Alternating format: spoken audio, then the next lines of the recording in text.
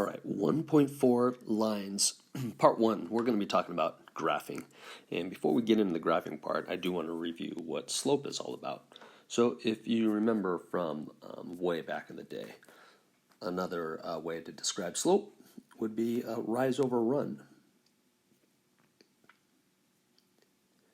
And the rise is your movement up and down vertically. So that would be the change in your y values as far as the coordinate plane is concerned. The run is your movement from left to right, so that would be the change in your x values. Now, mathematically speaking, we could say that this would be y sub 2 minus y sub 1 over x sub 2 minus x sub 1. You could switch those around also. You could say y1 minus y2 as long as you say x1 minus x2 on the bottom. And remember, we use this lowercase letter m for the slope as well.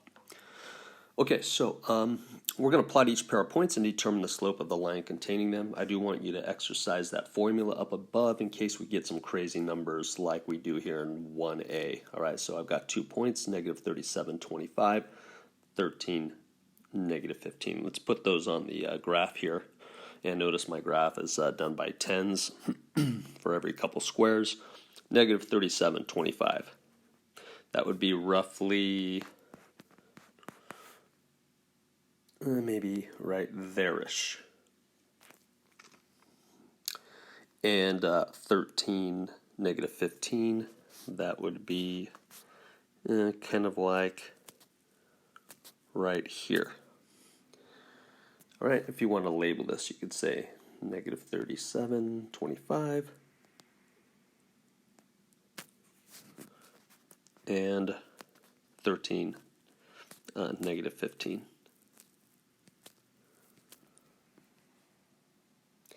And they did say the line containing these, so technically speaking, we should make this a line here, so it looks something like this.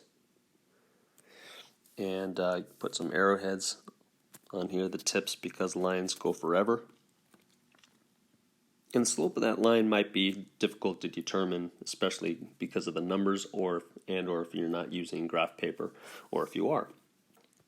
So, going to the formula. We would say y sub 2 minus y sub 1 over x sub 2 minus x sub 1, right? Trying to find the slope of that line. This being your first point, we could label this with an x1, y1, and then an x2, y sub 2 for your second point. Then we just plug in the values. Negative 15 minus 25 over 13 minus negative 37. That would give you negative 40, it looks like, over 50.